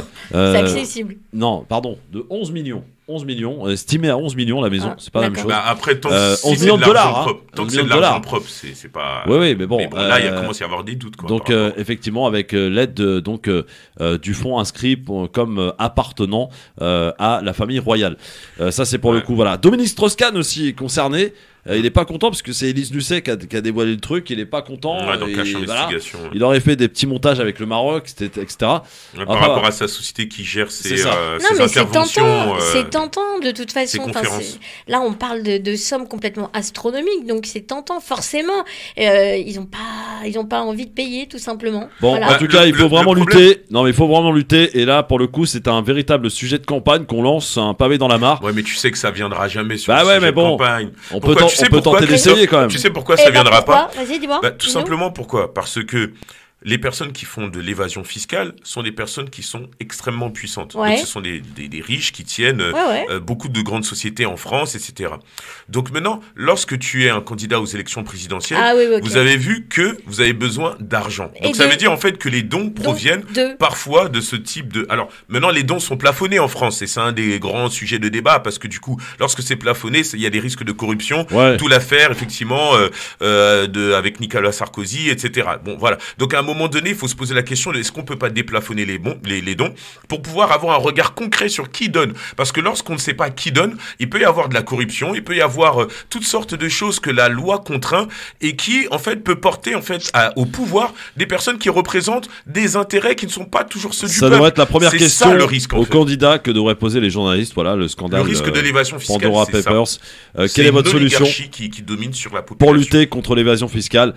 On préfère parler de Zemmour et d'ailleurs nous aussi on va en parler dans un instant. Et d'ailleurs, je vous annonce, mesdames, messieurs, qu'il y a un sondage qui vient de paraître là à l'instant, cet après-midi, qui donne pour la première fois Éric Zemmour qualifié au second tour de l'élection présidentielle. Ouais, 17%. Avec 17%. 17%. Cette question, je vous la pose, on se la pose et vous y répondez avec nous dans un instant. Au 01 40 33 9000, n'oublions pas d'aller voter sur Twitter, le grand forum FM2 ou sur Instagram aussi. Les médias sont-ils complices de l'ascension de Éric Zemmour? On se la pose sérieusement cette question et on en parle tout aussi sérieusement d'ailleurs dans un instant sur France Maghreb 2 avec Audrey Pronosti, avec Rudy Kazi et avec vous au 01 40 33 9000.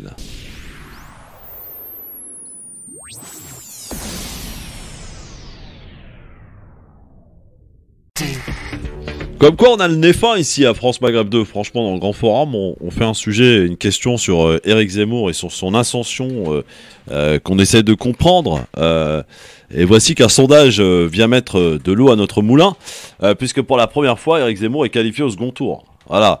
Alors la question elle est toute simple, on se la pose et vous y répondez avec nous au 01 40 33 9000, vous y avez répondu aussi sur Twitter. La question est la suivante, les médias sont-ils complices de l'ascension de Éric Zemmour? Vous êtes 90% à dire oui sur Twitter, c'est un score sans appel, 90% à penser que les médias ont fait d'Éric Zemmour ce qu'il est aujourd'hui. Sans être candidat, il est haut dans les sondages. Moi la question que je me pose, au-delà de savoir si les médias sont complices ou pas, moi j'ai la réponse, en tout cas je pense avoir la réponse, mais qui ça sert en fait un Éric Zemmour aussi haut, Audrey? Est-ce que tu as la réponse à ça? Ça sert qui? De toute façon... Pourquoi? Quel est l'intérêt de faire ça? C'est un secret de polichinelle de dire... Enfin, on sait tous que les médias ont une part très active dans les campagnes de différents candidats. On l'a bien vu avec celle d'Emmanuel Macron. Donc, je ne suis pas étonnée du fait que les médias, en tout cas, favorisent l'ascension d'Éric Zemmour. Maintenant, tu me dis à qui ça profite? Bah oui, ça leur profite. Pourquoi? Parce que si il était élu, ben, ce serait toujours quelque chose de positif pour eux. Maintenant, rien que ce sondage,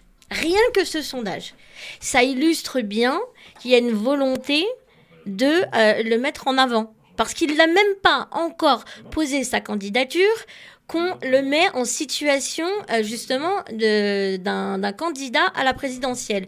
Et là, en plus, la question se porte vraiment par rapport au deuxième tour.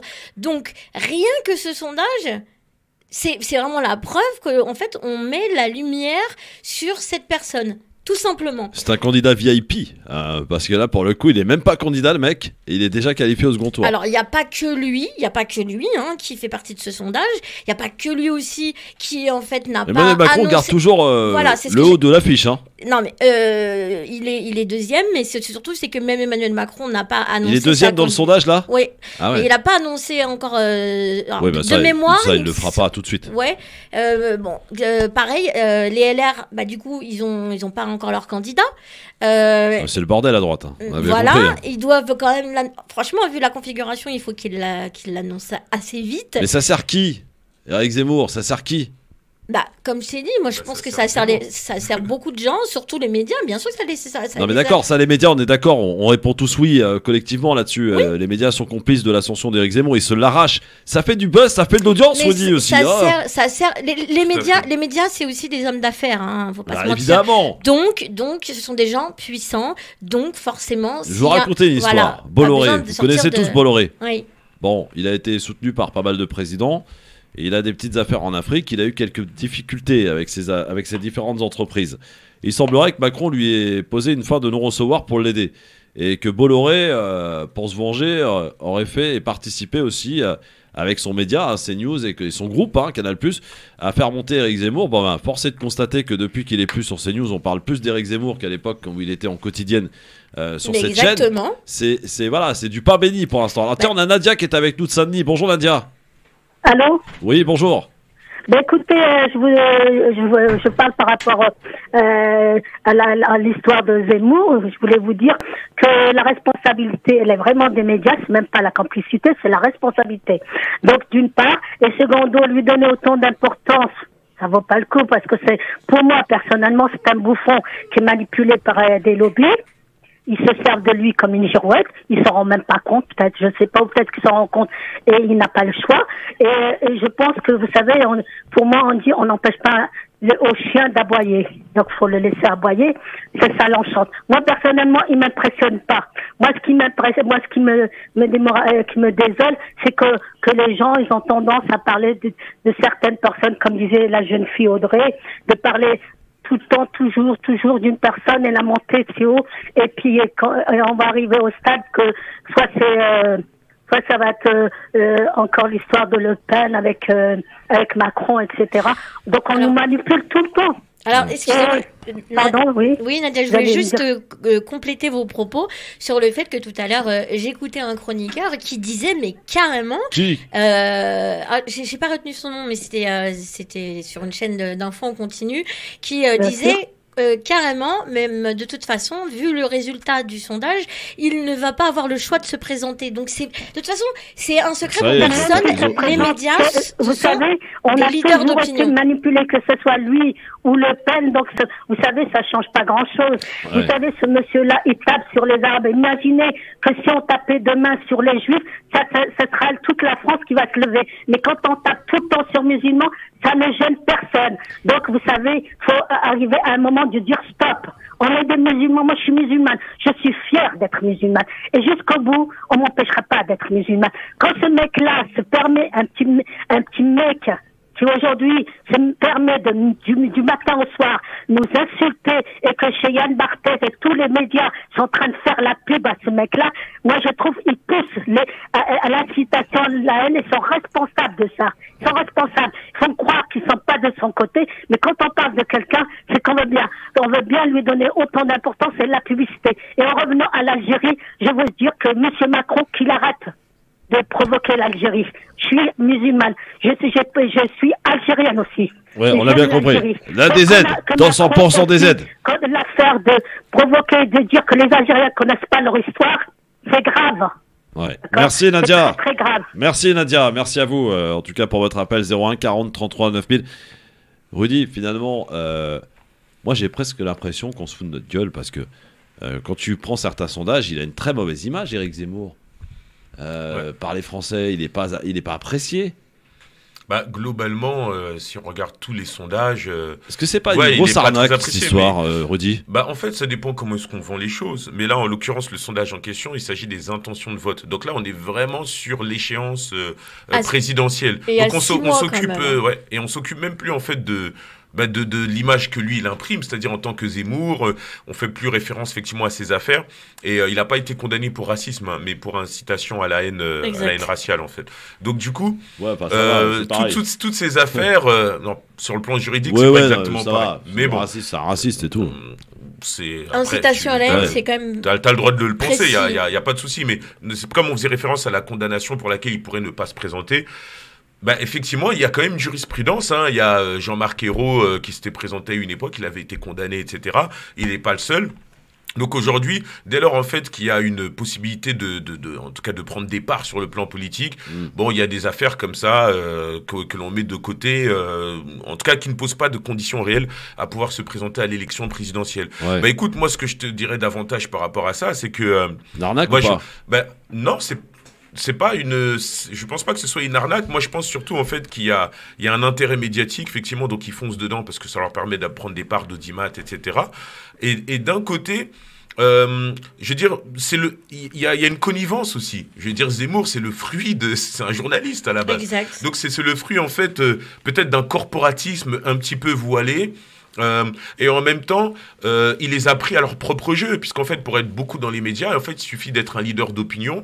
Ça veut dire, en fait, de se retrouver devant une population qui gronde, qui souhaite se faire entendre, et donc, du coup, qui pense au travers de Zemmour être un relais. Le donc, mec, à partir du moment il te parle d'islam, d'immigration, de stopper l'immigration légale et illégale. Oui, mais à partir du moment où Zemmour incarne une façon de penser, une pensée de certains Français, bah donc du coup on lui laisse toute la place pour pouvoir le faire. Et ça, tu vois, il faut pas le négliger. D'un côté, effectivement, tu as une France qui est dans l'idéalisation, une France qui on va dire, qui est aussi certainement aussi raciste. Je dis pas que tous les électeurs qui sont proches qui aimeraient voter pour Zemmour sont racistes, mais je dis en fait que Zemmour donne la possibilité à des personnes qui sont racistes d'avoir un espoir. Mais et donc pour finir en 30 secondes, c'est une analyse que moi j'ai posée là-dessus. Moi je pense en fait que lorsque tu as Zemmour qui parle en fait à une population de Français qui se dit oui mais moi je reconnais pas ma France, je reconnais pas le pays, etc. Moi, je pense que ça, c'est un discours qu'il faut être en capacité de pouvoir entendre aussi, tu vois. Pas que ça veut dire, en fait, qu'il faut légitimer le racisme. Mais si, par exemple, moi, qui suis d'origine africaine, je constate, par exemple, la colonisation à une certaine époque, je me dis, mais attends, ils ont transformé le pays, c'est plus... Tu vois ce que je veux dire? Donc, mais d'un côté, il faut aussi reconnaître que ces personnes qui arrivent en France et dont on accuse de vouloir changer la France, ce sont des personnes qui arrivent en France peut-être parce qu'elles n'ont pas trop le choix. On se rappelle quand même que la France a été un État colonial. C'est les personnes qui sont nées sur le territoire français. Oui, bien sûr. Et qu'on a ghettoisé. Pour compléter ça, tu es bien d'accord? Pardon, juste pour compléter, vous comprendrez de l'autre côté. Donc, il faut réaliser aussi que tu as des personnes qui, par rapport à tout ce poncif dont on parle actuellement, l'assimilation, etc., il y a des personnes qui sont françaises, issues de l'immigration, et qui trouvent que la France ne leur tend pas les bras par rapport à une résurgence aussi du racisme qui existe. Donc c'est bien de demander à des jeunes de se sentir français, mais est-ce que en France, il n'y a pas des relents comme ça du racisme effectivement, qui empêchent à des personnes de se sentir totalement françaises? On va écouter Lounès. Tu vois, mais quand on parle du débat par rapport à l'assimilation, on parle pas suffisamment de ces choses-là. Je voudrais écouter Lounès. On veut que les jeunes puissent faire un effort, mais on se dit pas aussi que c'est des jeunes qui subissent aussi le racisme. Je veux écouter Lounès. Mais oui, mais j'ai pas beaucoup parlé sur le sujet. Ah, tu commences pas. Je rigole. Lounès, c'est toi qui as commencé sur le sujet. J'essaie de réagir à tes propos. Oui. Bonjour Lounès. Bonjour, Rudy, chacun son tour. Ouais, t'as vu Rudy, il est chaud patate. Les gars, les filles qui nous écoutent, la journaliste et tout. Oui. Ce qui est inquiétant, c'est pas Zemmour, on s'en fout. Ce qui est inquiétant, je suis passé tout à l'heure avec la pub. Ce qui est inquiétant, c'est une certaine partie des Français qui, lorsqu'on parle d'immigration, ils courent, ils sont tous justement pour lui. C'est de ça dont j'allais en parler de ça. C'est lié, pardonnez-moi de vous couper, madame. Vas-y, coupe-leur, vas-y, merde. Là, tous ensemble, là, la France, c'est pas nous qui l'avons construit. Nous, on essaie de la tenir. C'est nos anciens, nos parents qui trimaient, les Français qui ont accepté, nos parents. Le problème, c'est pas Zemmour. Zemmour, ça veut dire zitoun. C'est quoi? C'est l'olive. Ouais. Il oublie d'où il vient, bordel de merde. Excusez-moi d'être un peu vulgaire. Ouais, mais t'as vu, tranquille, c'est la vie. Le problème, c'est que dès qu'on parle d'islam, d'immigration et d'autres choses, de blagues, tu vois, il y a certains... Est-ce que la réelle question qu'il faut se poser, est-ce que les Français sont devenus racistes au point d'imaginer un jour de mettre le fascisme au pouvoir et de virer tout le monde. Jamais de la vie, ça ne se fera pas. Mais... Alors, d'accord, je suis assez d'accord avec toi, Lounès. Ouais, j'ai l'impression que c'est une grosse arnaque, tout ça. Moi, je suis assez d'accord. Je suis assez d'accord aussi avec ça. Bon, merci Lounès. Vas-y Audrey. Je suis assez d'accord avec ça, d'autant que effectivement l'empreinte d'Éric Zemmour effectivement reste basée sur les thématiques de l'immigration, du racisme et de l'islam. Maintenant, réellement, il n'a pas de programme économique. En plus, en vérité, là, je me rends compte qu'on est en train de parler d'une personne qui déjà ne s'est pas déclarée en tant que candidat. Ouais. C'est quand même. Mais il a raison. Il a raison de ne pas se déclarer candidat. Donc, on travaille pour lui. Donc c'est pour ça que je reviens. Bien sûr. C'est pour ça que je reviens à mon idée. C'est pour ça que je reviens. C'est quoi ton idée, la blonde? Mon idée de base, c'est que déjà rien que le fait de faire des sondages comme ça, c'est forcément favoriser et orienter. Bah évidemment. Voilà. À force de répéter quelque chose, ça finit par entrer à l'intérieur de tout le monde et ça oriente. Sans compter tous les horaires de tribune. Si c'est une arnaque, je jure, c'est une arnaque. Parce que si on dit que c'est une arnaque, en fait, on finit en fait même par quelque part, tu vois, insulter un peu son électorat. Or, effectivement, l'élection présidentielle, mais moi, je suis comme Tapi, hein. Ceux qui votent Front National, c'est des salauds. Non, mais attends, faut pas. Je suis désolé. Son électorat, c'est les Front National. Est-ce que je peux finir, s'il vous plaît? Moi, je pense que, d'accord, mais oui, mais si tu me coupes à chaque fois. Parce que là, j'ai un auditeur, tu vois. D'accord, mais Karim qui veut s'exprimer. Que tu sois d'accord avec moi ou pas, mais au moins laisse-moi. Meurs pour mes idées, voilà, comme dirait le. Ah non, je veux pas mourir. Je veux pas mourir pour toi, Rudy. Mais moi, je pourrais mourir pour toi. Je pourrais me sacrifier. C'est mignon. Bref, mais c'est comme ça, c'est ça, c'est l'amour, c'est l'amour. C'est ça, l'amour de son prochain. Bref, non, moi je pense en fait que la France c'est un pays qu'on doit rassembler.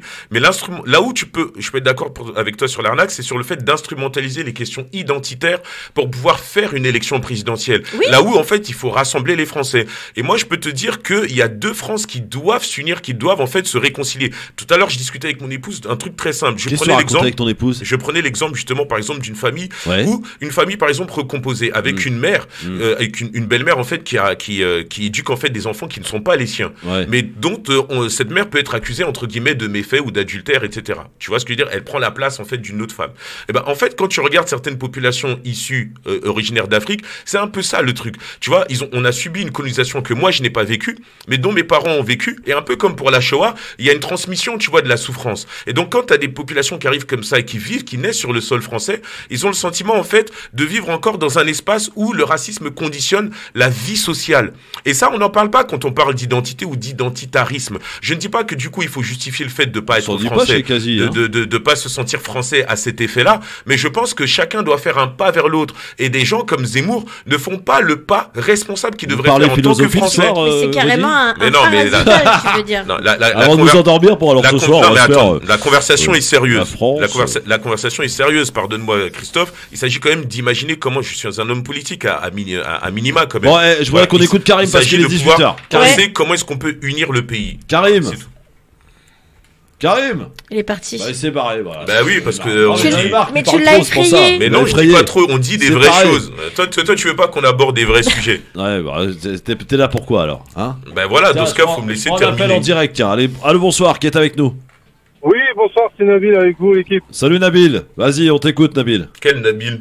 C'est pas Nabil de. Écoute, je vous écoute un peu et c'est vrai qu'on est en train de lui faire de la pub à ce monsieur. Et je suis assez d'accord avec toi, Christophe, quand tu dis que c'est une arnaque, parce que quand je regarde bien le sondage, avec tout ce qui s'est passé depuis 2017, et qu'on mette le Macron au premier dans les sondages, est-ce que tu trouves ça normal? Ben non. Moi, je trouve pas ça normal, non, ça c'est clair. Ce monsieur-là, qui n'est même pas candidat, et tout le monde l'invite, les gens ils font le débat avec lui, et son seul programme, c'est l'islam, les musulmans, les autres. Changer les prénoms. Et ce monsieur, il parle de la banlieue, comme quoi, bah, c'est vrai, il y a des problèmes, hein. Je vais pas dire qu'il y a Bien sûr qu'il y a des problèmes. Il y a beaucoup de problèmes qu'il faut traiter à la racine, mais c'est normal que voilà, depuis 30 ans, on a mis une bâche sur la banlieue et on met des dessins sur une bâche et on dit que tout va bien. C'est normal qu'il y a Merci mon Nabil. Allez, salut, parce qu'on est obligé d'y aller, sinon on va se faire engueuler. Il est 18h passé là. Merci beaucoup mon Nabil, en tout cas je t'embrasse. Merci beaucoup ma Audrey. Merci mon Rudy. Et n'oubliez pas, Nabella, allez lui envoyer plein de messages d'amour à Nabella, on va suivre son dossier. Voilà. Et surtout si vous pouvez l'aider. Ouais, surtout si vous pouvez l'aider. Par contre, si c'est pour de la pitié, vous la gardez pour vous. Ah non, pas de pitié, hein. Ça c'est pas son caractère. C'est pas le genre de la maison. Ouais, bonne soirée à tous. Demain, Bouriaki sera avec nous, Philippe Bouriaki. On parlera aussi du collectif de la famille pour Ibo, qui a des choses à proposer et à faire avancer aussi par rapport à cette affaire de violence policière demain. Et on sera avec Ismaël Boudjekada aussi demain entre 16h et 18h. Restez bien à l'écoute de France Maghreb 2. Vous avez des raisons d'y rester. Ce soir, il n'y a pas de tapis rouge en direct, hein. C'est un best-of. Hein. Nabil, il a pas bossé là, il a pas trouvé aucun invité. Voilà, il a chômé pour le coup. Salut à tous, bonne soirée, à demain.